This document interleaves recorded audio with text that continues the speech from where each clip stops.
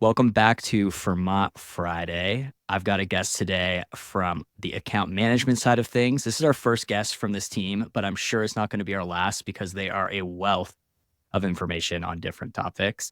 Today, I got Sarah, who also just got a promotion. So she is a senior growth manager now. Congrats, Sarah. Thank you for the shameless plug. Hi, nice to meet you guys. I'm Sarah, and I'm on our account management team. So, Sarah, I wanted to talk about a few things today, but I think like overall, what I'm hoping to get out of talking to you today is this might be because I've said it in the past and I was like, well, branding doesn't really matter in terms of performance. And I think that has kind of bit me a bit when people are talking back and they're like, oh, yeah, cool. Like you guys create these very performative experiences, but they don't look good. And like that Yeah, hurts my soul a bit because like there are so many brands out there doing amazing things and they look beautiful. They're stunning. So I don't think that's actually a thing. But just wanted to get your take on me saying that. Is that true? And like, what have you kind of seen so far with this? Because we yeah, did just have one of our biggest updates to our ability to brand these experiences in the history of Vermont just a few weeks ago. right. Yeah. I mean, I'm actually shocked at how long it took us to finally prioritize getting that custom branding feature released. Because we had been asked about it by multiple brands, probably for the past 6 or so months. And we were always hesitant to commit to it because we really just didn't know what the impact on performance would be. And we felt that um, we had generated so much learnings from all the experiments that we were running cross brand. So the default settings that we had in Vermont were all based off data driven results and ensuring that we were delivering the best possible conversion rates across all of our brands.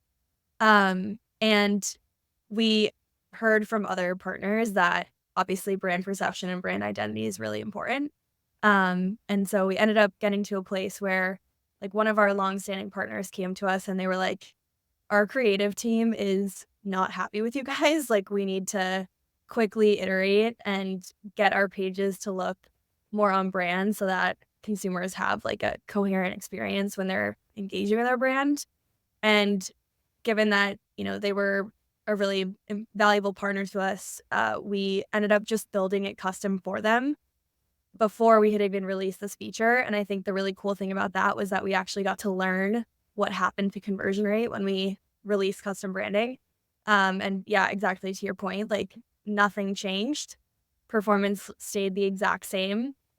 And I think that that was probably the best outcome that we would have hoped for because anything neutral, given that their conversion rates were already very strong for their category, was a win. So yeah, it's definitely a misleading thing that performance helps conversion rate because it actually has zero impact. I think one thing I've been thinking about a lot with this though is like when you think about our defaults that we had, like we had mobile optimized fonts, like we were using certain fonts to like call attention, using certain fonts to have things like kind of fade into the background. And I think that's one of like Mhm. the things I'm most impressed about how we brought this to market is we kind of actually allowed the brands to customize this inside of that framework. So like some of these like Right. safeties are kind of built into that. Like, hey, don't draw too much attention here because that will hurt conversion. So we have like different surface areas that you can play around with so that something pops and something kind of fades into the background. So it's very interesting that we got to kind of like take all the learning we had from kind of this like out of the box default experience. And if you choose to use that with Vermont, like it's not like it looks bad. It is like very performative, but now we just have the ability to take this one step further by basically applying the same learnings and allowing you to put your own brand kit to it. Totally. Yeah, I think a lot of what we learned was around, choosing where to add very high contrast, whether that was call to action buttons or specific badges that we would place on products to get consumers to really engage with them. And all of those settings we've still maintained. It's just now you can actually have your own, brand identity come through those call outs and, buttons and backgrounds and things like that. But yeah, I think the reason why it took us a long time to kind of productize this in a way that could be scaled out to multiple clients is because we didn't want to just, do it in a very bespoke, custom way where we weren't sure what the impact would be. We wanted to do it in a way that really resonated with how we've been, going to market with really high converting experiences and not really, reinvent the wheel. Yeah. So what we've seen, so like when we say, hey, branding doesn't have an impact on performance, like that's actually a good thing because like now you can brand this and it still doesn't have an impact on performance in terms of like this isn't a negative. You are able to build these experiences and have that same high performing experience that you come to expect with Vermont. Now, before we jump into the next section here, I do want to give listeners, we're going to be showing some visuals here. So if you're listening to this on the podcast players, I will link these experiences in the show notes so that you can click into these and follow along. We'll do our best to kind of explain what we're showing here, but just to make it clear, this is also going to be on YouTube. So if you want to see the visual versions of this, head over to Vermont Commerce on YouTube to check it out. All right. So jumping into those, Sarah, where I wanted to start was I think one of the best I've seen in terms of like not best is so subjective, but all this is subjective. We're talking brand. Um, Dose has really leaned into the branding side of this, and I think they have just created this seamless integration of what Vermont looks like when you check out their site. And I was hoping that we could just kind of like jam on Dose for a second. I know you Yeah, set let's this up do it. for them, so maybe walk me through like one bringing this to life for them. What did they think? Two, how easy was it? And then maybe we'll like click around and play in here and like highlight some of the things you're most proud of. Yeah, for sure. So, mainly what we did was really try to just mimic the experience that Dose has on their website. I think Dose really leans into these like neutral, like olive green tones. And so, if you notice on this advertorial format, we have like this top section that's what we call a hero header. Um, that maps through this like light green surface. And this definitely did take a couple of iterations. I think Dose has a wide range of like greens that they use. Some are this like darker green, others are a little bit more muted. But we wanted to make sure that like whatever component maps to certain branding colors on the actual format of the page, allowed the consumer to, like, still have that, same, like, level of accessibility when they're shopping. So, we played around with, like, 2 different options for this advertorial, which is one of their, most scaled pages. Um, Tried doing, like, a darker color in the background and then ultimately went with this lighter green because the call to action being really prominent is the number one most important thing, especially when you're above the fold. So yeah, I think the beauty about the Fermat branding feature was that we could actually like preview what these shops would look like with a couple different like opportunities to do color schemas and then give that to the brand and say, do you like this? Does this feel on brand to you? Would you change anything? Here's what I would recommend based off what I'm seeing. And then it's a really collaborative process from there. And whatever we decided to roll out, um, like ended up, being applied across the board. One thing I love too, so with Vermont, like we're not just letting you build landing pages, we kind of let you build an experiment through the entire funnel. So like if I click into one of the product pages inside of here, like you're getting that same brand experience here. And I think this is what Sarah and I were talking about at the beginning is like, okay, we got the add to bag prominent here, but like, hey, we're using some of these like colors to draw attention to where we want attention to be drawn. So like, hey, with those, like hey, we have subscription highlighted here. Okay, I can switch into one-time purchase, but we're using color to draw attention here. Or, hey, if I want to switch to a six pack, like I can easily do that. So basically using these different surface areas to make sure that the things that are going to lead to high converting experiences are the things that are getting attention. And that's like, I think Dose has just done a great job of applying this throughout the entirety of the shopping experience. Yeah, I mean, this expanded subscription selector is it has honestly been a game changer for so many health and wellness brands that we work with, just to kind of outline what the advantages are to subscribing. And this is the user experience that we designed because we knew that it was going to be effective at boosting that first order subscription rate. And just seeing it now, like in doses text and the yellow badges that are being called out, it just looks really good. And I also love like the size variant selectors too, being able to see the discount that you're getting if you decide to like bundle up. If you're buying dose for, a partner or someone in your family as well, it's just a lot more attention grabbing. I love it. And like even inside of the like basically the carousel, like all of these visuals are using the same color palette. Like it's very cohesive now. Now, for those watching, you might be looking at this and saying, okay, that's a bit too crazy for me. Like we have a lot of colors being worked with here. And like if you were to check out Dose Daily and like go and look at their site, this is actually pretty well one-to-one with what you're going to get on the site once you're dropped into a Fermat experience. So I wanted to kind of show a few other ones. So this is one of my favorites that I've seen kind of apply the branding.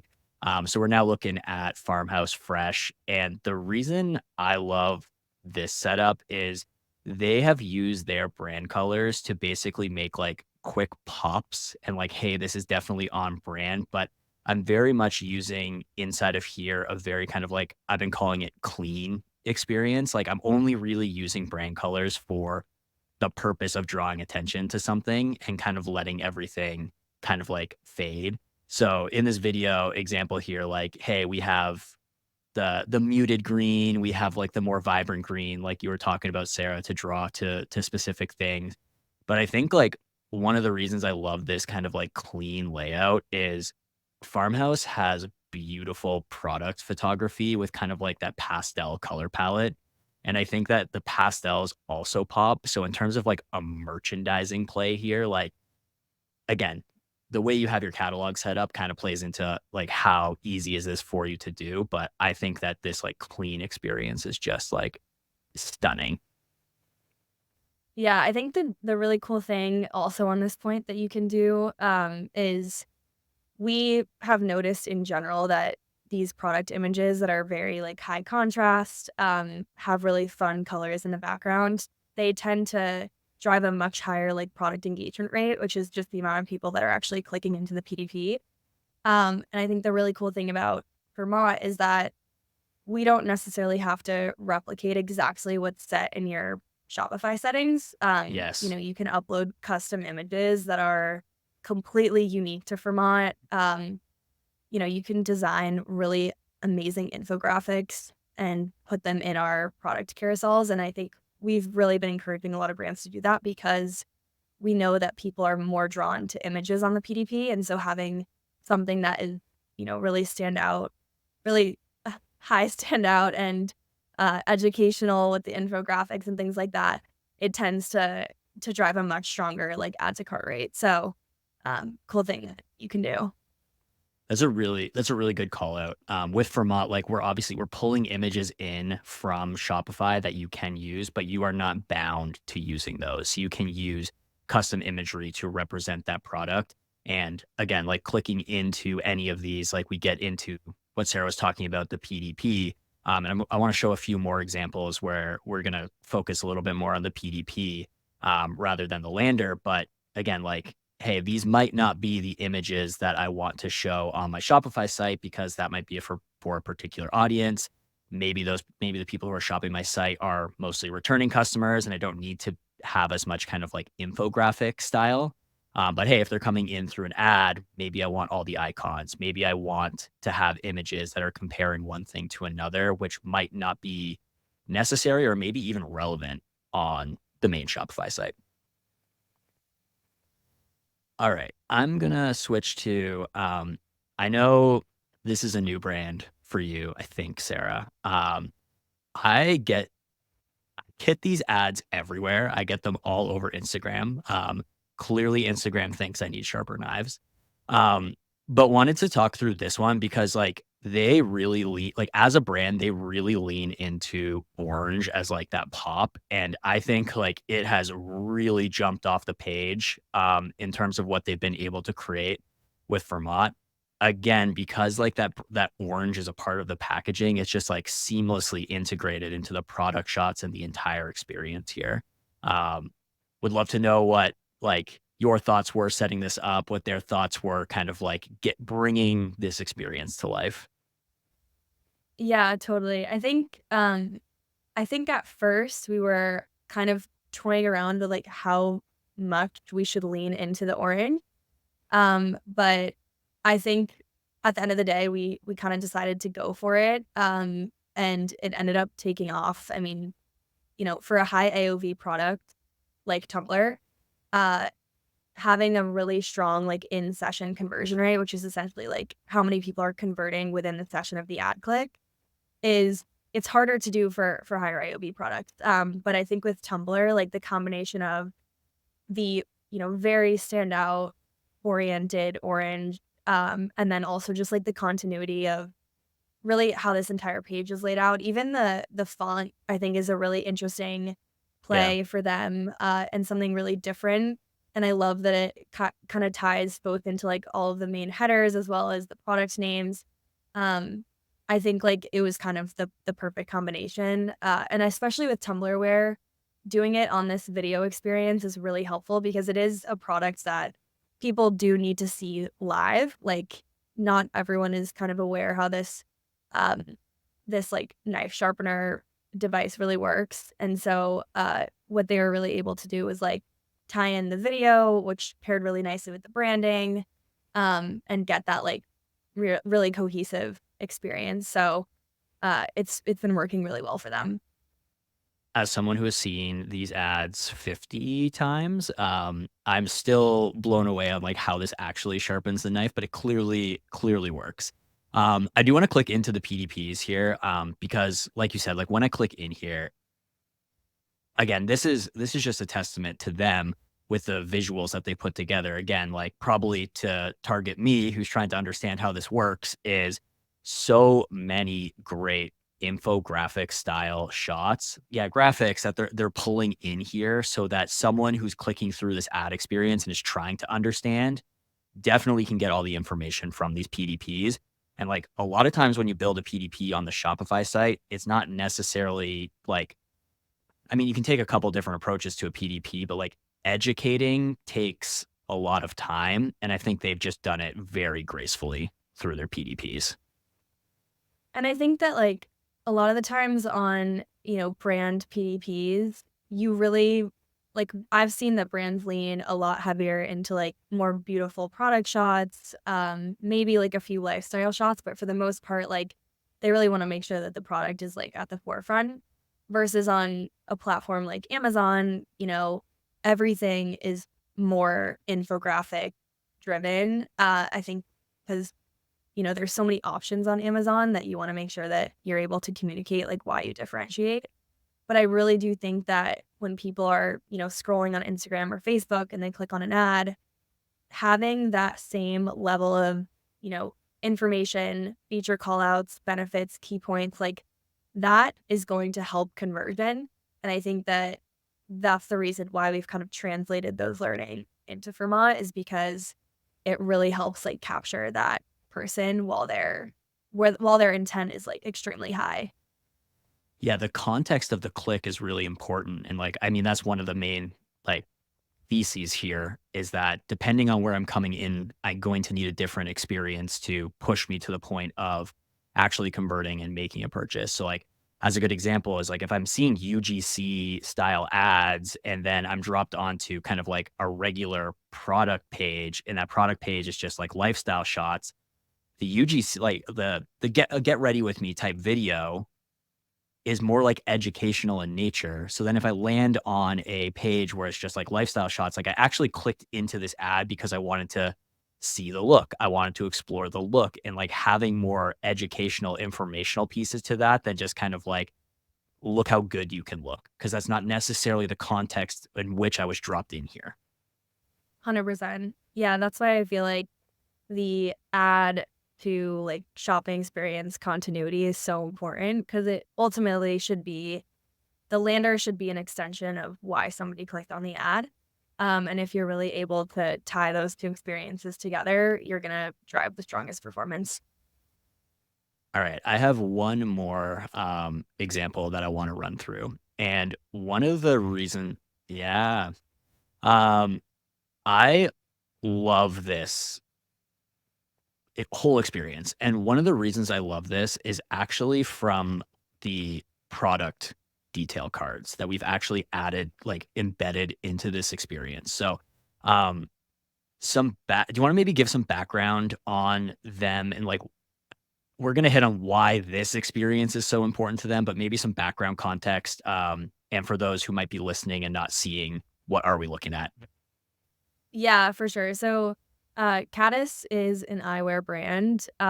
They sell uh, prescription glasses, readers. They sell sunglasses, and I think like I mean, hopefully we'll have Aaron on the pod to share more about this directly, but one of their challenges was essentially trying to really, like, streamline that customer purchase funnel, and, on their main site, they have a bunch of different, like, customizations that you can make to the lens tint, to the, lens power, the frame, etcetera, and one of the really cool things that we've been able to do with them is essentially, you know, streamline what we're showing the consumer, and by that, I mean, these are not, like, all of the product or these are not all of the frame colors that are associated with meat glows. It's actually, like, a subsect that are very popular frames. And so we've been able to actually create, like, completely custom PDP experiences that don't even exist on their site just based off, like, formatting that we've done, combining certain SKUs, hiding certain variants, like, it is extremely custom, but it works because now only the only thing that you have to do when you land on this page is, like, choose your frame and choose your lens power, and then you can check out. So, really cool use case with Caddis. I'm sure we'll get into a lot of that later. Um, that's kinda what we did here. So, yeah, I think, like, when we go back to the beginning, like, one of the myths that we wanted to bust was that Fermat experiences can't be beautiful, they can't be on brand, and the first few examples we showed was, like, really highlighting, like, the brand look inside of the experience, but I think one of the things that can make something beautiful is simplicity and organization, and I think that they have done, like, a fantastic job here. Like you said, they have, like, I don't know, hundreds, thousands of combinations of things that you can put together, right? And by being able to bring these together where it's like, okay, here's different frame options, here's different lens magnification. And like I can click into these and actually like see what this is and add it straight to my bag from the lander here. Like I haven't even clicked into a specific PDP in this situation. I'm on the advertorial and able to just be like, yep, I like that. I like it in this frame color and I need this magnification level. Well, apparently not this one because it's sold out. But so the one I need. Um, but being able to do that, like there is something to be said about like simplicity, being able to like if it wasn't built like this, it could quite literally be mayhem trying to make this happen. Simplicity and organization to me is beautiful. And I think, like, the beauty of something like this is, like, obviously, these shoppable product cards are great. There's certain times where, like, the product does require a little bit more education, and that's why we have things like accordion drop downs where you can actually, reformat the elements on the actual PDP into the lander itself so that you still maintain that really quick add to cart experience, but you get a little bit of context, you get a little bit of education at the same time. I think with reading glasses, it's like, usually people are aware of their, lens power. My mom had, like, 7 different pairs of reading glasses, and it's just because I feel like uh it's like a way to express yourself, and so, like, Caddis, for example, has such sick styles, that, having this immediate shoppability without necessarily too much on the page was, like, a really perfect, uh, area for them to pursue. I love it. And you're so right. So when we're talking about the modules here, like when the ability to build something beautiful, pretty, yes, but the ability to do it in like an easy way. Like we have modules that we can drag and drop into here and allow you to kind of like not start from scratch and like build some of these things up. Um, Dozens of them that exist on the landing page, dozen of them that exist on the PDP page to kind of like bring people closer to these experiences that they want to create instead of starting from scratch. Just wanted to elaborate on what a module is inside of Fermat for those that aren't familiar. Yeah, sorry, like, I feel like my entire vocab at this point is all for hot stuff. I forget that people don't know. Um, all right, before we jump here, Sarah, um, when we're so obviously like you have been working with a bunch of different brands on bringing this all to life now. What are kind of some of the commonalities you're seeing? Like what are some of the most popular things people are doing? And is there anything that people are trying to do when we talked at the beginning about like, hey, this doesn't have an impact on performance? Is there anything where people are trying to do something you're like, that might actually have an impact on performance, might make it look good, but might come Yeah, with a hit?